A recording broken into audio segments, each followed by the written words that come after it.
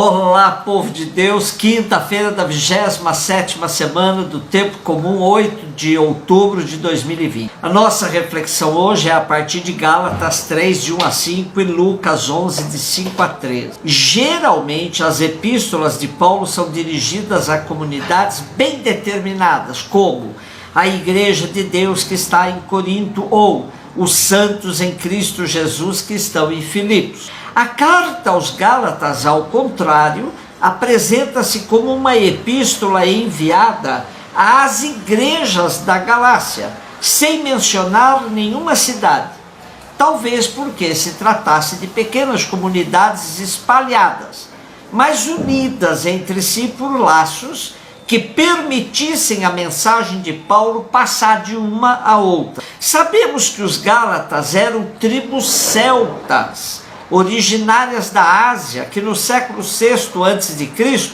tinham invadido a Europa Central, a Itália, a Gália, a Espanha. Desde o ano 25 a.C., com a morte do rei Amintas, a Galácia passou a ser colônia romana. Cidades citadas no Segundo Testamento que pertencem à região da Galácia, algumas: Psídia, Panfilha, Licaônia, Icônio, Listra, Derbe. Era uma região com a presença de judeus de diversos matizes. Os judaizantes que defendiam a necessidade da circuncisão a todos, judeus e pagãos. Outros judaizantes profundos respeitadores da lei de Moisés, mas não acreditavam que era necessário impor a circuncisão aos pagãos. E os liberais como Paulo, aos quais a lei mosaica era coisa do passado. Em 3 passos, Paulo estrutura a carta aos Gálatas. Primeiro, defesa de sua autoridade como apóstolo e a verdade do evangelho. Segundo, a justificação pela fé e não pela lei. Terceiro, passagem da servidão à liberdade. Para Paulo, a lei antiga passou e agora o que vale é a lei do amor. O pedagogo agora é o Espírito Santo. E essa lei do amor desabrocha na comunidade em caridade fraterna. No trecho de hoje, Paulo repete a frase mais dura contra os habitantes da região da Galácia: ó Gálatas insensatos! A insensatez dos Gálatas está em voltar atrás, buscando segurança na lei, depois de terem ouvido e recebido o evangelho da liberdade. Por isso, diz Paulo, começaram pelo Espírito e estão agora querendo terminar na carne. Tal comportamento vemos em diversos grupos de espiritualidade de hoje, que ao invés de se voltarem ao frescor e leveza do Evangelho, se apegam a catecismo, direito canônico e se escravizam. O pior é que ao fazerem isso, se tornam também fiscais da liberdade dos irmãos, querendo que todo mundo se escravize como eles.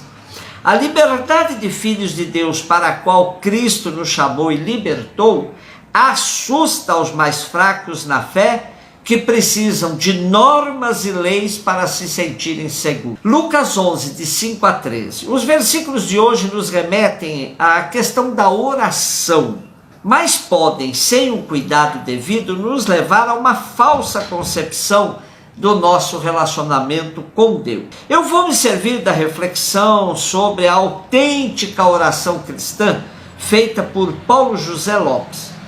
Diz ele: a oração com certeza é um dos temas mais complexos da mística cristã.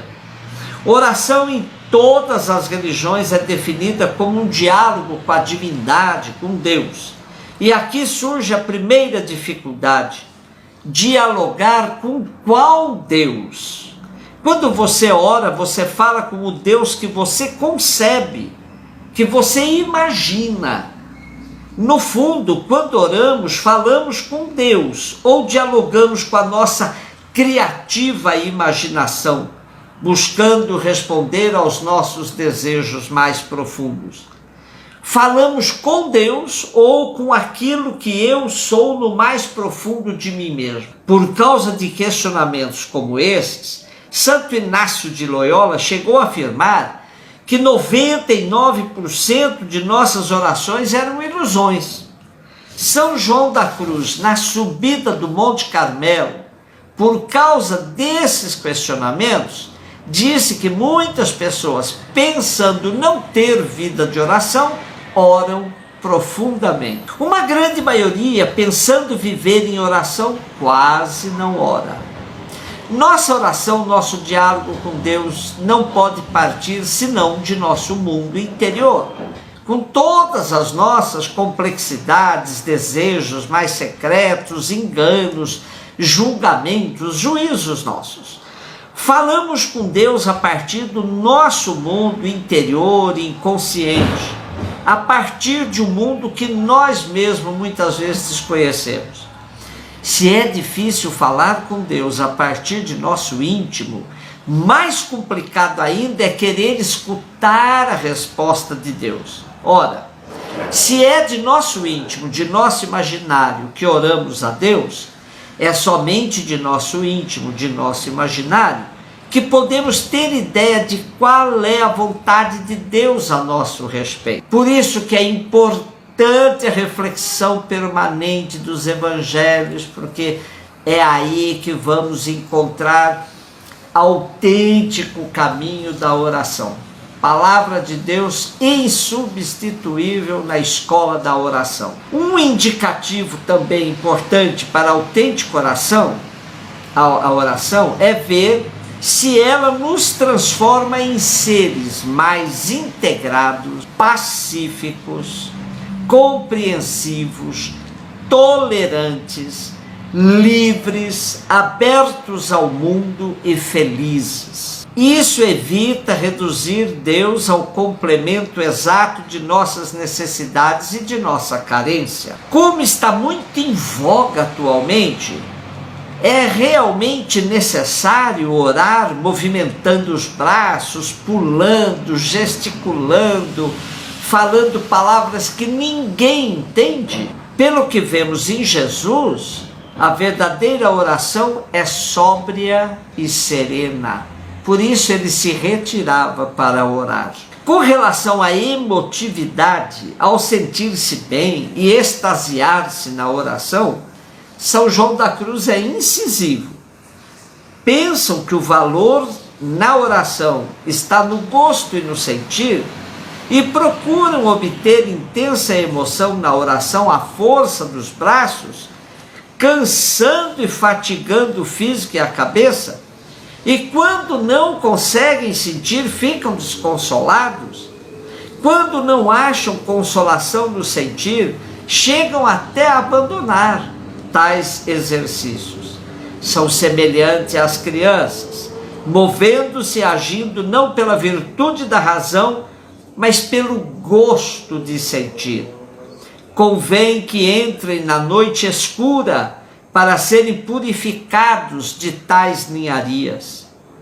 E ainda São João da Cruz, aquele que na oração está preso ao gosto do sensível, procura na satisfação atender muito mais à sua vontade que à de Deus.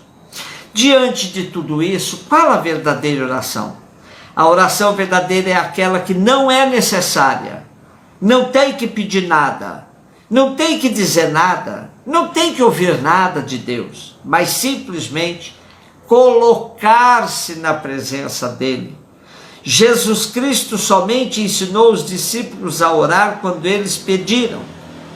A prioridade de Cristo sempre foi a praxis, a vida, a realidade. A oração que se pretende situar à margem do mundo, da realidade política, social, econômica, por mais alta que seja a cota do misticismo, não é uma autêntica oração cristã. A autêntica oração cristã só vem pelo exercício do amor para com o próximo, pois só conhecemos a Deus no amor ao irmão. toda oração que de uma forma ou de outra não remeta à pessoa, ao mundo, à realidade e ao próximo, não é cristã. Antes é um delírio, um sonho. Por isso o texto de hoje nos remete à perseverança na oração, mas exatamente na oração que nos remete ao amor fraterno. Por isso Jesus deu o exemplo da persistência entre dois amigos. Ora, o Pai é nosso amigo, e nos colocando em silêncio diante dele, ele que nos conhece a fundo, saberá como fazermos sentir a presença dele ao nosso lado. Evitemos, pois, muita tagarelice nos momentos de oração. Aprendamos a fazer silêncio e a contemplar Deus que está diante de nós, dentro de nós, ao nosso lado, em todas as circunstâncias da vida. Um beijo no seu coração.